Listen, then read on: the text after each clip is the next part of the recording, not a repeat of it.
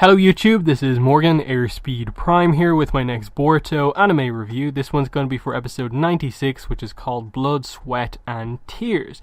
And this was a really interesting episode. I actually thought this was a super fun episode. I wasn't expecting much from this one, because it seemed like one of those, we're just focusing on one of the more minor characters episodes, but it turned into something really cool actually, by focusing on one of the teams we don't know a lot about, and specifically Namida, who is probably one of the kind of much lesser known characters from all of the classmates of Boruto's that we have.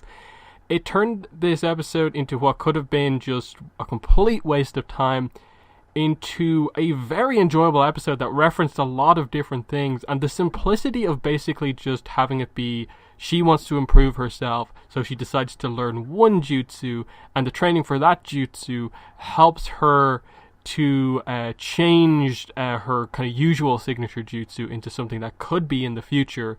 Really impressive. So at the very start of the episode, I like the setup, that her jutsu is powerful, the ability to basically just immediately destroy people's senses, basically render them unconscious just with the power of her screams when she cries, is really powerful. She gets them out of a bit of a tight situation there, but at the expense of basically everyone's hearing. So like Mitsuki says, it's a powerful jutsu, but this could also lead to some very bad stuff happening. And it also highlights, just with Namida, the fact that she doesn't have the same kind of strong will that a lot of the other characters have. So her relying on basically last-ditch crying, in a way, to kind of finish the fight, it's not a particularly great thing. But she realizes this, wants to learn this water-style, what's it called, Raging Waves jutsu. It's basically just a kind of water gun, water pistol type thing. Not water pistol, water gun type thing out of the mouth. And she can do it already. It's a jutsu that she can already do. It's just, it doesn't have a lot of power or a lot of technique behind it. But just the fact that she didn't need to learn how to just do it in the first place, but she needed to learn how to actually make it sort of combat ready. And we got into the whole chakra control thing again, of her having to channel her chakra around her mouth here to make it all the more powerful, extend the range, the power, and using it in the middle of a battle as well. So all that training, I think, came together really nicely to just see such focused training from Hanabi helping her do this, getting really intense about it, and it later being revealed that she's just so happy that she wants to improve kind of so much, and it was kind of really nice to see just Namida want to improve so much and go from being so meek, the crybaby, and I like that Hanabi was aware of that and could see the kind of the passion and the drive behind it, and Sumire and Wasabi were both right behind her with that. So that's where kind of Sumire's Nue gets involved in the training, and we see her summoning jutsu grow a little bit as well, and that Nue is beginning to kind of regain some of its size. So that makes Sumire all the more powerful. It kind of leaves Wasabi as feeling kind of like the odd one out of the team, but I assume there'll be some other kind of enhancements to the jutsu that she uses, the whole cat cloak thing. But either way, the whole idea of them going on, I suppose, a couple of different missions to just escort merchants was interesting. That they basically had her, go off with the same people again to protect them and get an opportunity to use her jutsu in action, and it worked. But unfortunately for her, the ninjas she fights this time all use water clones, so her water gun, her water jutsu isn't as effective. So she kind of loses confidence immediately because she'd done so much training, and throughout the whole episode you have Hanabi, Wasabi, and Sumire all trying to get across that it's just amazing the personal growth that you've gone through, and you have actually gotten more powerful. This is just a kind of unfortunate kind of accident that the water style matchup isn't perfect for you, but she uses it in battle a couple of times to at least act as a bit of a distraction, and the fact that she takes a shuriken to the shoulder at one point in this episode and kind of continues going. And then the big part of the episode, the big, I suppose, highlight is that the whole episode wasn't just about her learning this water jutsu. It was about showing her the potential and a way to control what is her signature jutsu, the crying, the scream.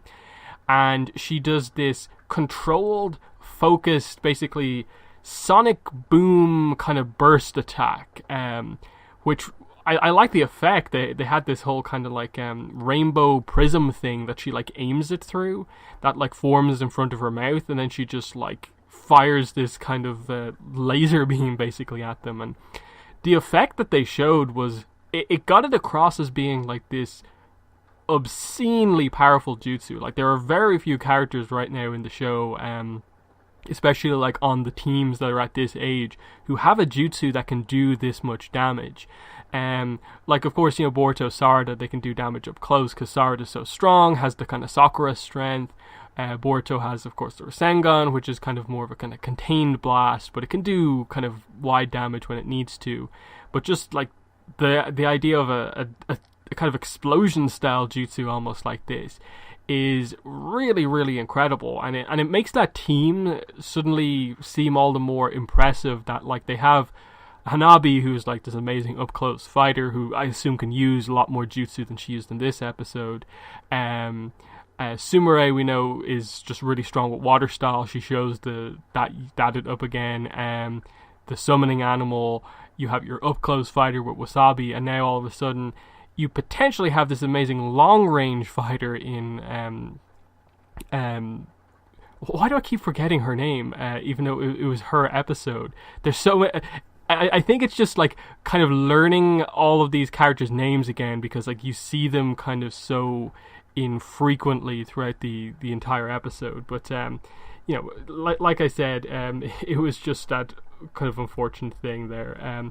But yeah, Namida, Hanabi, names basically just if they use these characters more, I'll remember the names better. But either way, Namida kind of progressing so quickly throughout this episode was nice to see, and she suddenly becomes this powerhouse in a way by the end.